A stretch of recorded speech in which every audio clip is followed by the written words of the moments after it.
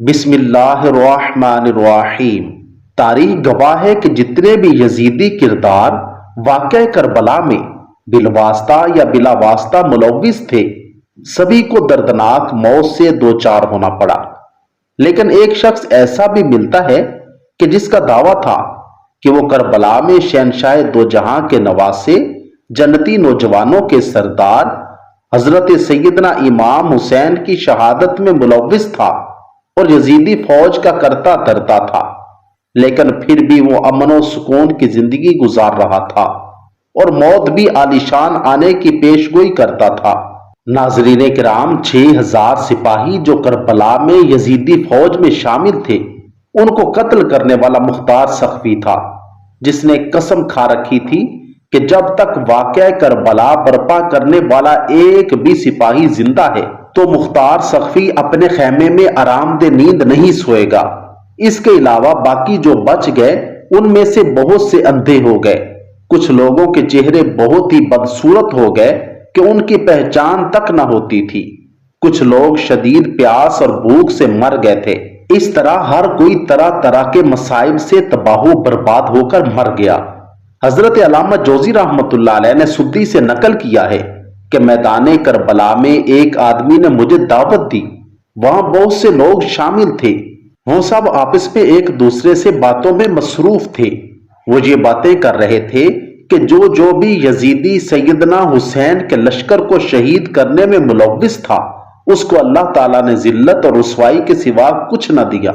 ان میں سے ایک شخص میزبان تھا، اس نے فوراً جواب دیتے ہوئے کہا کہ میں بھی یزیدی فوج میں شامل تھا، میں تو آپ سب کے سامنے زندہ اور بالکل تندرست بیٹھا ہوں، مجھے تو کچھ بھی نہیں ہوا۔ جب رات کا وقت ہوا تو یہ آدمی اپنے چراغ کی بتی کو درست کرنے کے لیے اٹھا کہ چراغ کی آگ ایسے پھیلی کہ اس کے جسم کو آگ نے راکھ بنا کر رکھ دیا۔ سدی رحمت اللہ علیہ نے بیان کیا ہے کہ ہم نے دوسرے دن اس بندے کی اپنی آنکھوں سے یہ حالت دیکھی تھی، آگ نے اس یزیدی بندے کو جلا کر راکھ بنا دیا تھا۔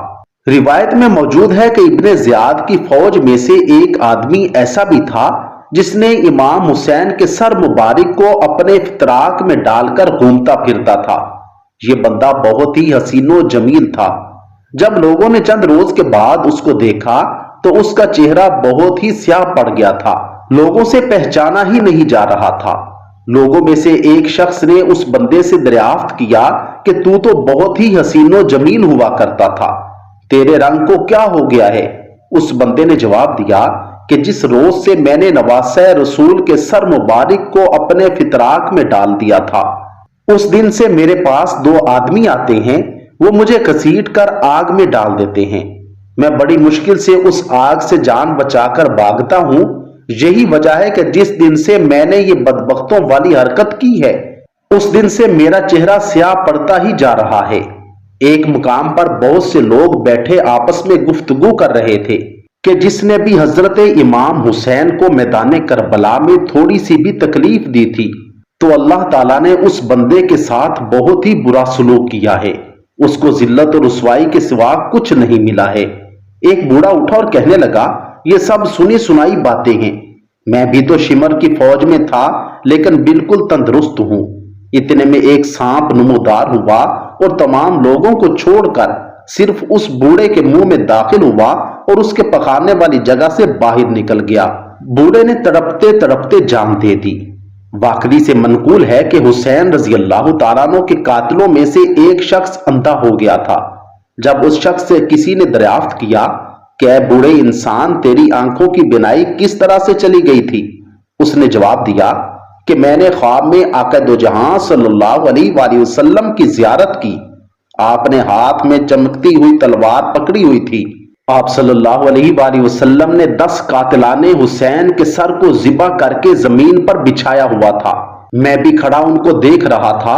جیسے ہی آپ کی نگاہ میری طرف پڑی تو نبی کریم صلی اللہ علیہ وآلہ وسلم نے چمکتی ہوئی تلوار میری آنکھوں میں پھیر دی تھی، جس وجہ سے میری آنکھوں کی بینائی جاتی رہی۔ ایک روایت میں ہے کہ یزیدی لشکر میں جس بندے نے علی اصغر کے جسم پر تیر چلایا تھا، وہ بندہ ایسی دردناک بیماری میں مبتلا ہو گیا تھا کہ اس کو چین ہی نہیں آتا تھا، کبھی اس کے گھر والے اس کو آگ سے جلا کر گرمائش دیتے تھے اور ہوا دے کر اس کو ٹھنڈک پہنچاتے تھے۔ اس کو ذرا برابر بھی سکون نہیں ہوتا تھا۔ اس کو پیاس اتنی لگتی تھی کہ اس کو مشکوں کی مشکیں پانی پلا دیا جاتا تھا کہ پیاس کم ہونے کا نام ہی نہیں لیتی تھی، یہاں تک کہ وہ پھر بھی پانی پانی کرتا رہتا تھا۔ اس بندے کو اتنا پانی پلایا گیا تھا کہ اس کا پیٹ ہی پانی پی پی کر پھٹ گیا تھا، جس کی وجہ سے اس کو دردناک موت ہو گئی تھی۔ حضرت حسن بصری رحمۃ اللہ علیہ سے مروی ہے کہ ایک بندہ میرے پاس دین کی باتیں سیکھنے کے لیے آیا کرتا تھا۔ اس کا چہرے اور منہ سے بہت زیادہ بدبو آتی تھی، جو کہ کسی سے بھی برداشت نہ ہوتی تھی۔ ایک روز میں نے اس بندے سے دریافت کیا کہ تمہارے منہ سے اتنی گندی بدبو کیوں آتی ہے؟ اس نے جواب دیا کہ میں ان بدبختوں میں سے ہوں جو میدان کربلا کے موقع پر دریائے فرات پر پہرا دے رہے تھے کہ مولا حسین یہاں سے پانی بھر کر نہ لے جائیں۔ اس بندے نے کہا کہ ایک رات میں سویا ہوا تھا کہ میں نے خواب دیکھا کہ میں بہت ہی پیاسا ہوں، مجھے بہت ہی پیاس لگی ہوئی ہے، میں پانی کی تلاش میں ادھر ادھر ذلیل ہو رہا تھا، لیکن مجھے کہیں بھی پانی نہیں مل رہا تھا۔ اچانک میری نظر حوض کوثر پر پڑی، جس کے کنارے حضور نبی کریم صلی اللہ علیہ وآلہ وسلم، حضرت علی، حضرت فاطمہ، حضرت امام حسن و امام حسین رضی اللہ عنہم بیٹھے ہوئے ہیں۔ ان میں سے کچھ صحابہ کرام پیاسوں کو حوض کوثر کا پانی پلا رہے ہیں۔ میں ان کے پاس چلا گیا، میں نے نبی کریم سے درخواست کی کہ مجھے بھی حوض کوثر کا پانی پلا دیا جائے۔